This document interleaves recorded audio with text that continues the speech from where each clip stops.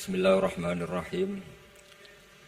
Allahumma ya Allah ihdinas siratal mustaqim siratal ladzina an'amta 'alaihim ghairil maghdubi 'alaihim waladdallin amin.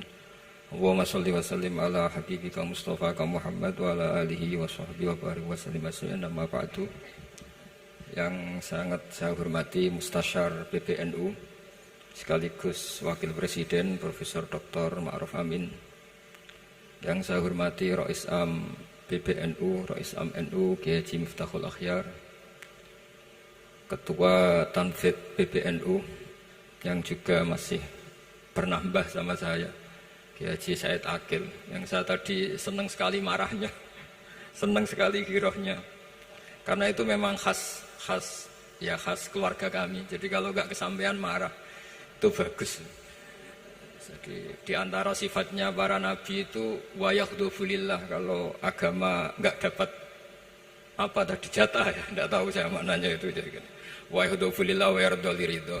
Semua yang saya hormati, ini ada Ibu Menteri Ibu Ida Fauzia, ada Gubernur Jatim Ibu Khofifah, yang sangat saya hormati keluarga besar Mbah Wahab Hasbullah. Di sini secara berurutan ada Nyai Mutmainnah, ada Nyai Mahfuzah, ada Nyai Hizbiyah, ada Nyai Mujidah. Yang sangat saya hormati Kiai Haji Hasib, Kiai Haji Rokib, semua yang saya hormati para santri, para alumni. Alhamdulillah tadi acaranya banyak sekali, jadi saya nanti ngaji insya Allah 15 menit. Karena menurut saya solusi bangsa ini itu mudah sekali kalau mau niru Mbah Wahab.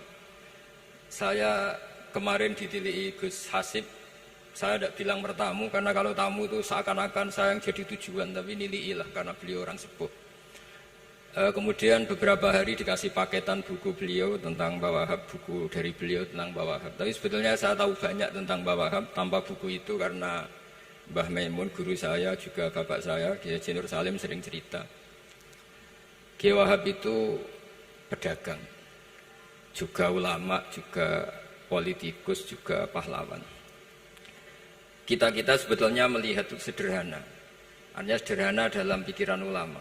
Jadi pernah suatu ketika Sayyidina Ali itu marah besar ketika melihat umat Islam itu pasif itu tidak aktif, sehingga beliau marah besar. Di antara kalimatnya itu, karena ini tengah-tengah kalimat langsung pakai fa'ataf atau fa'tafrek atau apa sajalah, nanti terserah santri-santri yang iqrob. Fakubhan lakum hina sirtum gharadun yurma. Jadi umat ini akan buruk sekali ketika posisinya itu objek yang jadi sasaran tembak atau sasaran perasan pihak lain. Ketika misalnya haji itu bagus prospek, nanti ujung-ujungnya yang bikin sajadah kadang orang sana, mau biang kubu sebelah, nanti sensitif secara politik. Nanti ketika umat Islam punya kebutuhan pakaian ihram besar, juga yang produk kadang orang lain. Begitu seterusnya, sehingga setiap kebutuhan kita pun yang produk itu orang lain.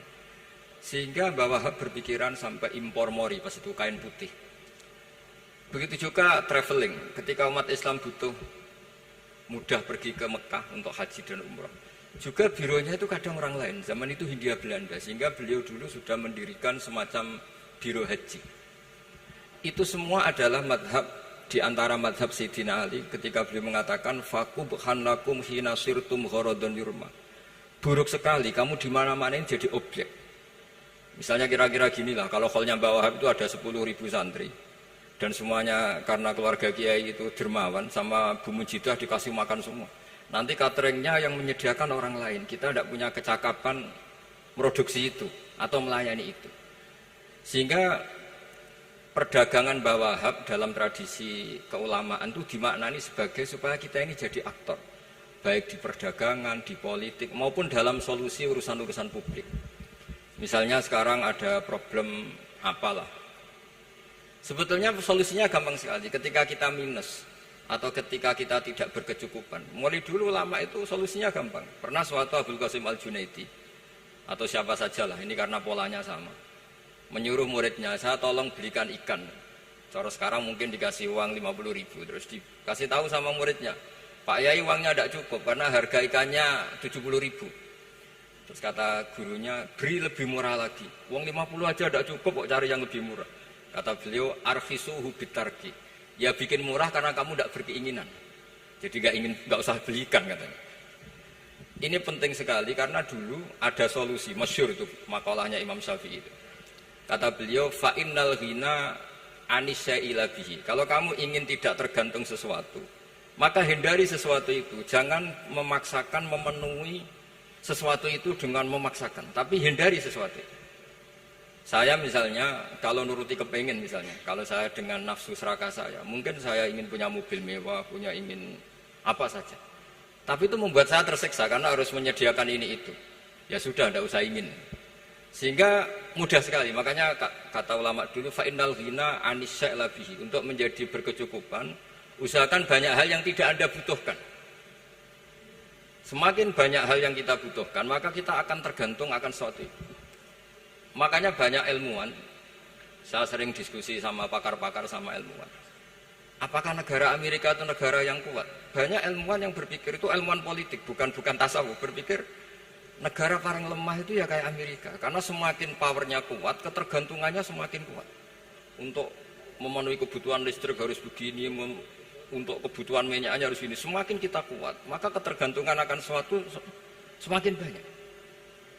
Jadi ibarat orang yang punya Alphard sama yang enggak kayak mana? Ya kayak yang enggak, karena kebutuhannya ada banyak. Artinya dalam kondisi krisis, ulama masih punya solusi, yaitu al-ghina itu anisyaila bihi. Jadi usahakan ketercukupan itu karena menghindari kebutuhan-kebutuhan yang tidak primer, yang tidak prinsip. Bukan memaksakan semuanya terpenuhi. Karena kita ini ulama.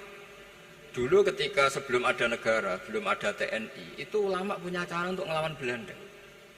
Karena mereka terbiasa punya loyalis, punya muhibbin, punya ghirah, punya strategi.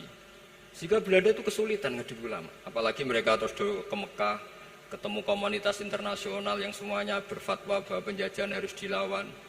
Itu luar biasa.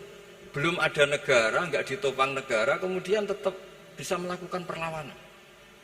Coba kalau dulu ngelawan nunggu, wah saya mau ngelawan penjajah kalau saya diangkat jadi TNI, saya mau ngelawan kalau saya punya otoritas yang disahkan negara, itu ribet, negara belum terbentuk. Makanya ini saya tidak akan ngaji lama-lama, tapi saya akan cerita khas Mbah Wahab sesuai riwayat yang saya dapatkan dari guru-guru kami, bahwa beliau tadi seperti yang dikatakan Pak Said, membina dan menyebarkan NU kemana-mana tanpa uang proposal. Nggak kebayang saat itu proposal kepada siapa, negara sendiri masih susah. Lalu mau diajukan kemana? Terus yang mau tanda tangan itu ya siapa? Jadi yang saya tahu tadi, yang penting kita niru sesuai yang diidam-idamkan tadi Sayyidina Ali. Jangan sampai kalian itu menjadi gharadun yurma. Ada apa saja orang lain yang memikirkan labanya, kita yang jadi objek.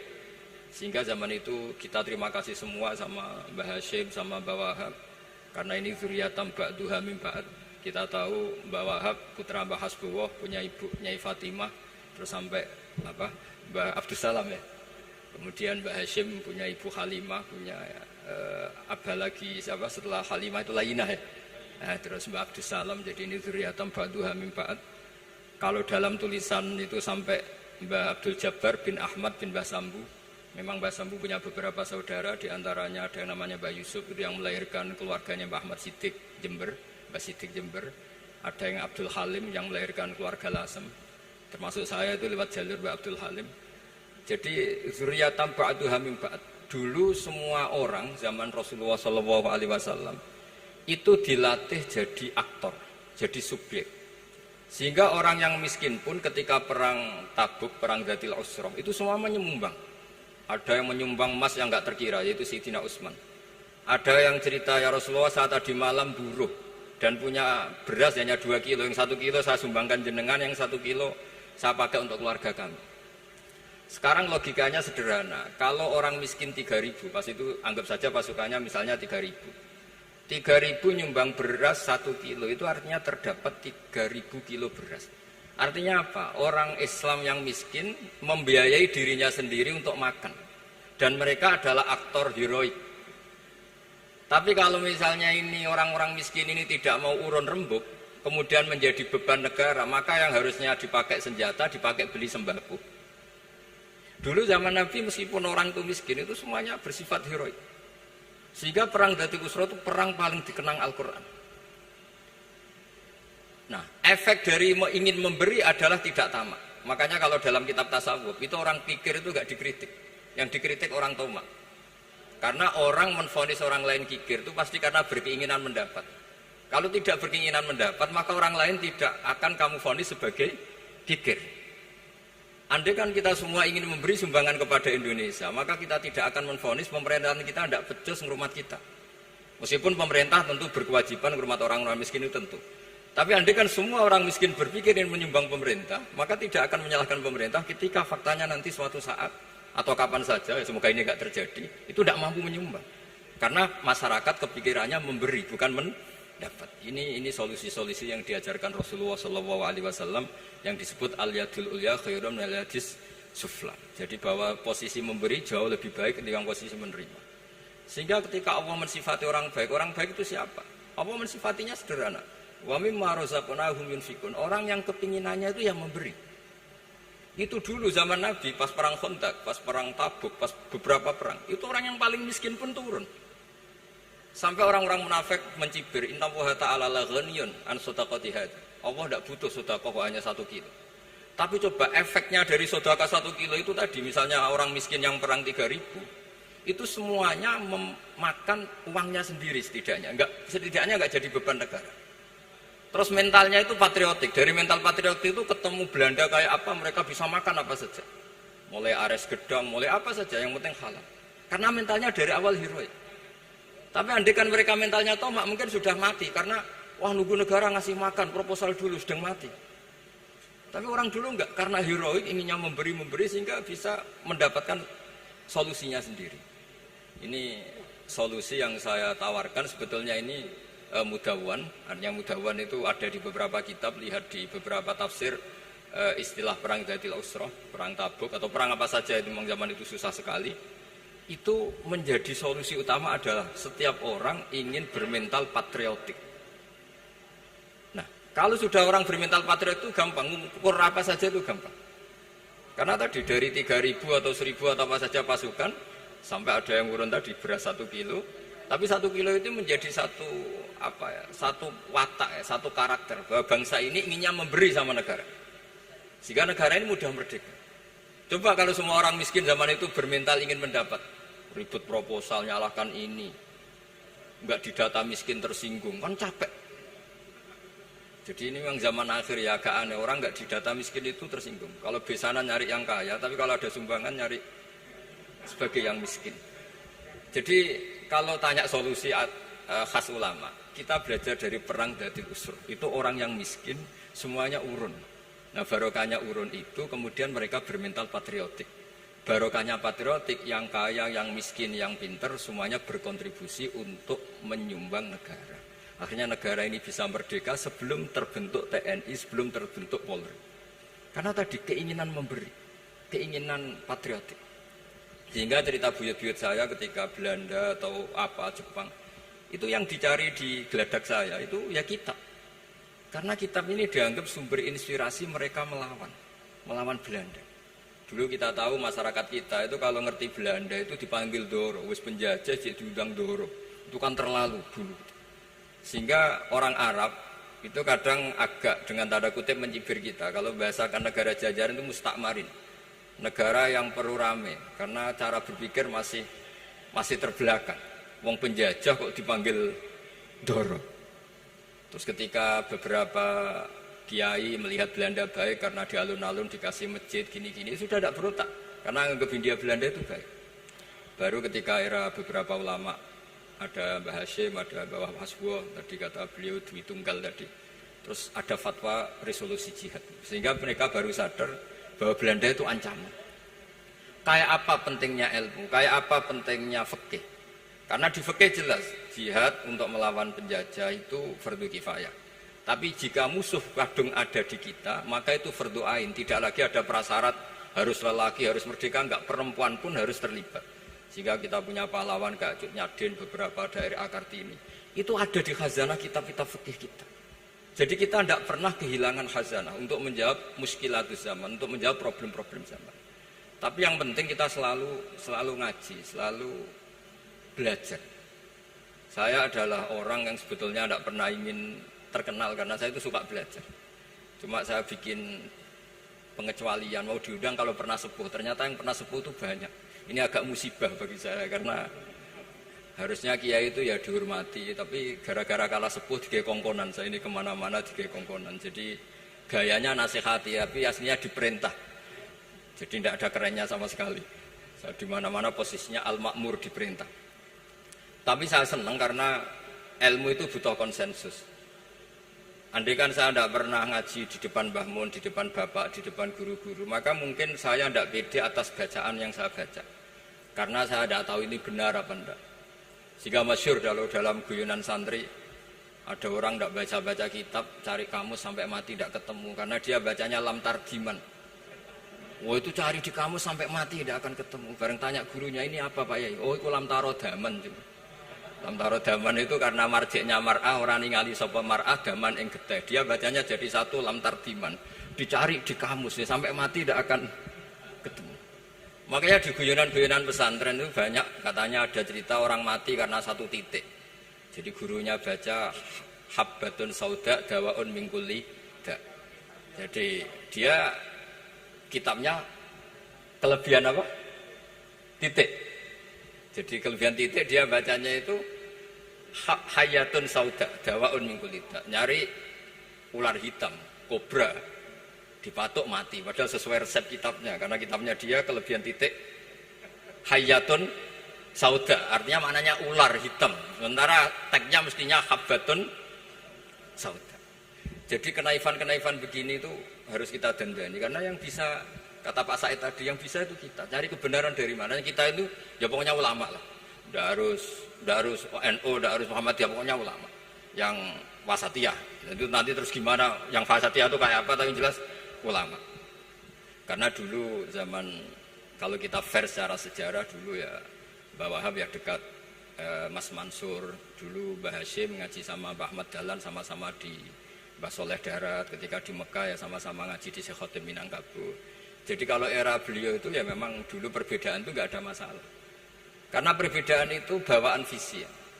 Saya belajar usul fikih di antara yang diceritakan di buku-buku Mbah Wahab, beliau itu ahli usul fikih. Sementara Ki Bisri itu suka fikih mateng. Sehingga memang ada perbedaan antara fikih mateng dan usul fikih. Saya beri satu contoh. Ini guyonan tapi nanti di usul fikih nanti kelihatan. Di usul fikih itu ada ilmu namanya tangkihul manat. Ketika Nabi sama-sama menyebut sesuatu, sebetulnya ada benang merah di situ, tidak sama persis. Misalnya begini. Ja'a a'rabiyun ila Rasulillah sallallahu alaihi wasallam. Faqala ya Rasulullah ahlaktu. Wa ma ahlaka qal waqatu imraati fi nahari Ramadan. Ya Rasulullah, saya ini orang yang rusak karena saya berhubungan intim dengan istri saya di ketika Ramadan. Terus Nabi ngendikan, ya sudah kamu harus merdekakan budak, saya tidak punya ya Rasulullah. Ya sudah kamu puasa 2 bulan berturut-turut. Kata beliau, puasa baru sehari saja kecelakaan apalagi 2 bulan. Karena kamu orang Arab lah, orang Arab itu dia cerita ini di Arab kita. Terus ya sudah kamu sedekah sama 60 orang miskin. Saya ini orang paling miskin. Susah kan menghadapi orang miskin seperti ini. Nah, pertanyaannya secara usul fikih. Menurut mazhab Syafi'i, sanksi berat itu hanya untuk yang berhubungan suami istri. Sehingga kalau membatalkannya pakai rokok, pakai minum, pakai makan, tidak kena sanksi seberat itu. Masuk akal kan, karena memang hubungan suami istri dalam banyak hal, misalnya haji, itu ifsad, yang benar-benar ifsad, bisa merusak haji secara total.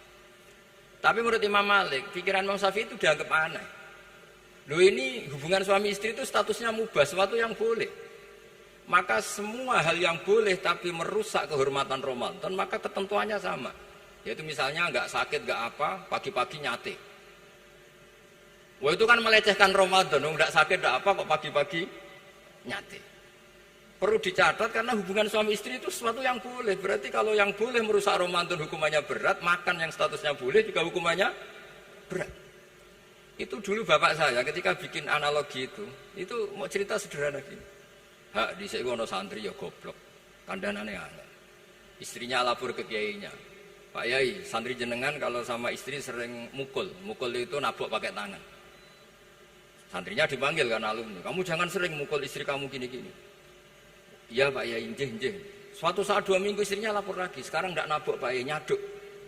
Karena yang dilarang hanya nabok. Dipanggil kiai, lo kamu katanya masih sering nyaduk istri kamu. Yang dilarang kan mukul, sekarang nyaduk. Kapan-kapan meludahi. Nah, artinya di usul fikih dijelaskan bahwa makna haramnya naboi adalah hurmatul idza, haramnya menyakiti. Maka nyaduk sama, meludahi sama, menerlantarkan sama. Itu dulu bahwa ahlinya bikin usul fikih seperti itu. Sehingga misalnya Amar Ma'ruf Nahi Mungkar ketika beliau ditanya, apakah perlu ikut kabinet gotong royong? Tapi di situ banyak kelompok yang mungkin tidak cocok. Pikirannya Kiai Wahab harus ikut, justru ikut benahi dari dalam. Meskipun dari ikut itu bahwa Wahab Nyun Sewu yang mengalami fitnah yang macam-macam dituduh karena zaman itu nasakom. Tapi itu beliau santai saja. Tapi zaman itu memang itu sah karena zaman itu belum dibubarkan. Jadi yang dialami bahwa Wahab ini luar biasa. Semuanya harus jadi pelajaran bagi kita.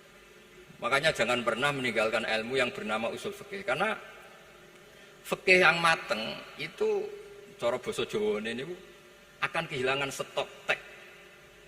Misalnya Nabi sedekah pakai kurma atau pakai apa makanan pokok. Itu hadisnya itu kurma, sama Imam Syafi'i diganti kutu ahli baladi, yaitu makanan pokok dari negara. Sehingga kita tidak bisa mentang-mentang Nabi sedekahnya pakai kurma terus kita orang miskin kita kasih kurma. Bisa linu tuh nih kalau makan kurma orang Indonesia itu. Karena yang penting itu kutu ahli balad bukan kurma.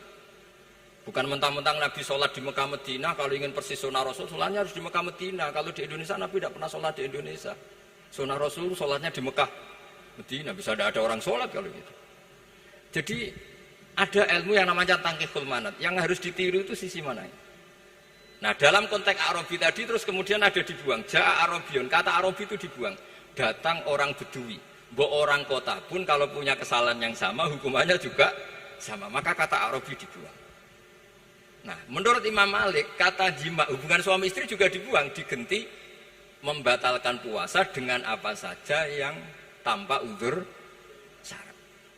Jadi ini kealiman-kealiman kiai-kiai Indonesia dulu itu, misalnya kentong, dulu meskipun ada yang bilang bid'ah, kentong itu bid'ah karena mirip orang Nasrani. Orang Nasrani itu bentuk kentongnya di kelenteng itu tidak seperti kentong kita. Adat Indonesia kalau pos kampleng ada maling ada banjir pakai kentong. Jadi adatnya memanggil tuh pakai kentong. Makanya kiai-kiai dulu, ini mirip orang Nasrani, enggak mirip pos kampleng katanya. Padahal jelas menurut hadis sahih jelas ketika ada sahabat usul ya Rasulullah bikin kentong, wah jangan nakus itu nanti kayak Nasrani. Bikin bok itu trompet, jangan nanti mirip orang Yahudi. Ya dengan api ya Rasulullah, jangan nanti mirip Majusi. Datang sahabat tergesa-gesa, beliau mimpi kalau diajarin azan. Azan itu maknanya al-ilam, memberi maklumat waktu sholat. Akhirnya ada azan. Kemudian ulama Indonesia dulu Mbah Hashim sama Kiai Fakih Mas Kemampang, yang satu anti kentong, yang satu pro kentong. Itu dulu ya saling menghormati, nggak masalah. Karena fikih itu sekali khilaf itu mirip-mirip. Tadi Pak Said Akil nyinggung Palestina. Saya pernah ke Palestina. Itu banyak ulama Mesir yang mengharamkan orang datang ke Yerusalem, ke Masjid Aqsa. Karena mau tidak mau harus dapat visa Israel, berarti ngaku eksistensi Israel. Karena dianggap mengaku eksistensi Israel maka hukumnya haram. Tapi saya pernah ketemu Imam Masjid Aqsa. Beliau bilang begini, Pak Bahak, kalau orang Islam dari seluruh dunia tidak datang ke kami, maka eksistensi kami dianggap diabaikan oleh komunitas internasional.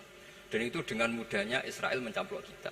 Sehingga separuh ulama Mesir juga mewajibkan yang mampu harus ke sana. Dengan cara itu Aqsa aman karena masih diperhatikan ulama atau komunitas internasional. Yang satu cara pandang ke sana berarti ngaku eksistensi Israel karena ada visa Israel.